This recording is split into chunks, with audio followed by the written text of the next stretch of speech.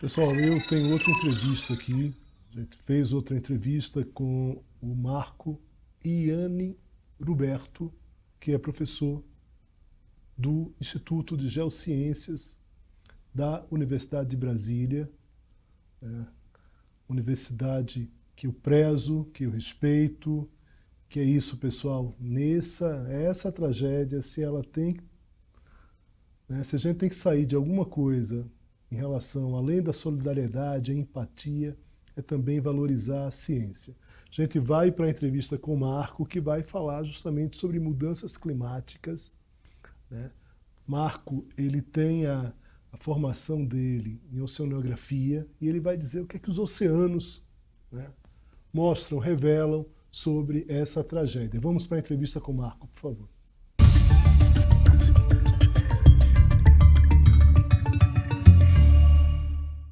Estamos aqui com o professor da UNB, Marco Iani Ruberto, né, que vai nos explicar alguns fenômenos que a gente acha que são distantes, né, desse evento no Rio Grande do Sul, dessa tragédia no Rio Grande do Sul, mas como o Marco vai nos explicar, na verdade tem uma proximidade muito grande.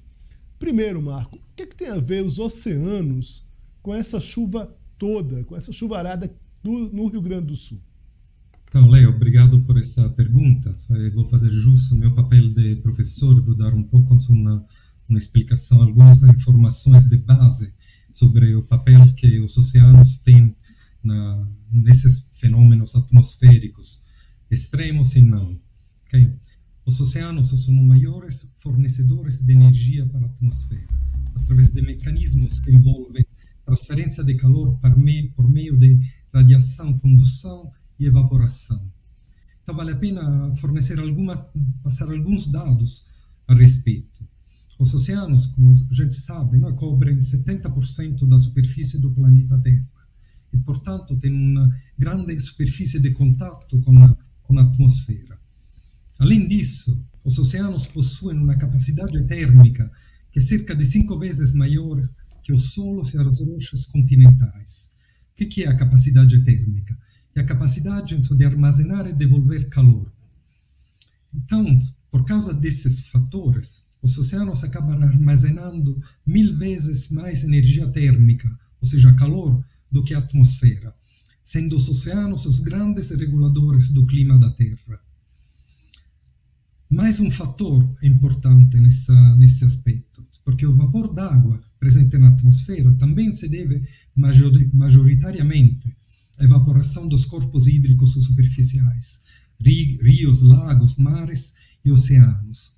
E o aerossol, que é o particulado atmosférico de origem marinha, tem um papel importante na formação das nuvens. Mais um aspecto relevante, é que a atmosfera é relativamente transparente à radiação solar, enquanto armazena grande parte da radiação emitida pela superfície terrestre. E como os oceanos recobrem a maioria da superfície terrestre, podemos dizer que a atmosfera é aquecida principalmente pela radiação térmica emitida pelos oceanos. Por causa disso, o que acontece na atmosfera está estreitamente relacionado com os oceanos. Em particular, quanto maior é a temperatura superficial dos oceanos, maior será a transferência de calor para a atmosfera e a evaporação. E é notório que desde o início da industrialização, para colocar uma data, vamos considerar 1850, sendo uma data de referência, a humanidade tem contribuído com a mudança da composição química da atmosfera, especialmente através da emissão de gases oriundos da queima de combustíveis fósseis, aumentando assim a porcentagem de gás carbono e metano, que possuem um elevado poder de reter calor na atmosfera, acabando aquecendo a atmosfera como um todo e de volta aumentando a temperatura média do planeta Terra. Aumento da temperatura média e, consequentemente, da evaporação aumenta também a energia térmica da atmosfera, levando a fenômenos quais ondas de calor, chuvas intensas. E como a atmosfera funciona como uma gangorra, por outro lado, ocorrem também fenômenos extremos de outro tipo, como geladas, estiagem, também extremas. Esses fenômenos são chamados de extremos, pois se caracterizam como muito fora da média climatológica esperada no período. Observe-se que não há contradição entre ondas de calor e geladas, chuvas e estiagem, cuja intensidade e frequência é determinada pelo aquecimento global. Tudo bem. Marco, eu te pergunto uma coisa, assim, levando em conta que ocorreram outros desastres no Rio Grande do Sul ao longo dos últimos tempos, essa tragédia atual era evitável? Dava-se para prever e evitar essa tragédia? Então, essa questão tem sido debatida há muito tempo. Não é de hoje que os cientistas e alguns poucos políticos, notadamente a ministra do Meio Ambiente, não é? A ministra Marina Silva, vem alertando sobre as consequências das mudanças climáticas. Os modelos que foram desenvolvidos pelo painel intergovernamental de mudanças climáticas, que é um órgão que é composto por mais de 1.000 cientistas nível internacional, tem aprimorado os modelos sobre a previsão dos efeitos das mudanças climáticas.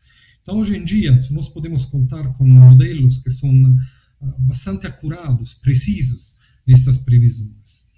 E já faz tempo que nesses modelos vem sendo apontado que o sul do Brasil, o Rio Grande do Sul, Santa Catarina, os estados do sul, serão afetados por um aumento das chuvas. Enquanto, por exemplo, a região da bacia amazônica vai ser afetada por um fenômeno oposto, de estiagem. Então, a gente pode bem esperar, a partir dessa modelagem, que as chuvas aumentem sua intensidade e a frequência dos eventos extremos aumentem no Rio Grande do Sul, no sul do país em geral, enquanto diminua o período das chuvas na bacia amazônica. Então, esses modelos estão bem afinados hoje em dia para poder dar uma ideia do qual que vai ser o futuro do planeta. Além disso, o INMET, por exemplo, a Defesa Civil, já está monitorando faz tempo esses fenômenos, alertando as instituições estaduais sobre o risco de ocorrência de desastres. Tem um portal do INMET, onde aparecem essas informações, alertando sobre os eventos climáticos extremos que podem, porventura, ocorrer no país. Todavia, a nível local, em escala local, é muito difícil prever a intensidade e os efeitos desses fenômenos, porque a resposta do território é modulada por diferentes fatores físicos, como a cobertura do solo, a presença de vegetação, a urbanização, a impermeabilização do solo, o estado de uma bacia hidrográfica, fundamentalmente, acaba sendo extremamente relevante. Então, o que dizer sobre a questão da previsão desses eventos? O sistema de alerta foi disparado. O problema é que não é fácil tomar decisões nesse contexto, pois o tamanho do estrago é bem difícil de ser previsto em escala local. Alguma coisa mais poderia ser feita, colocando a população em alerta, eventualmente evacuando algumas áreas que estavam com elevado risco de inundação. Mas é muito difícil prever em escala local o que pode acontecer. Para fazer isso é necessário ter, obviamente, um planejamento prévio. Isso que é a coisa mais importante. Um estudo de vulnerabilidade da inteira região, do inteiro estado, para poder estar preparado para os efeitos das mudanças climáticas. Confesso que não sei qual que é a situação particular específica do Rio Grande do Sul, mas dados para poder elaborar um diagnóstico de vulnerabilidade ambiental já tem disponibilizados pela comunidade científica em abundância. Então, isso daria para fazer, com certeza, alguma coisa mais sobre a prevenção dessas questões.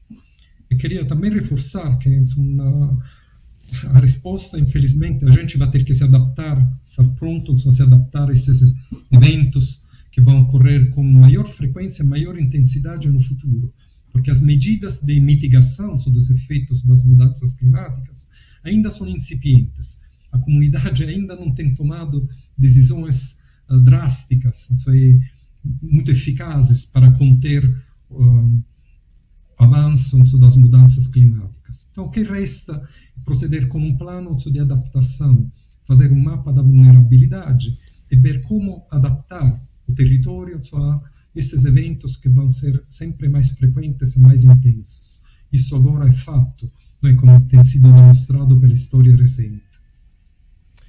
Marco, professor da UNB, gentilmente aqui explicou academicamente, didaticamente para a gente aqui esses eventos, a importância de se olhar e de ter atenção em relação ao meio ambiente. Marco, muito obrigado, bom trabalho para você, obrigado aqui pela gentileza, um forte abraço.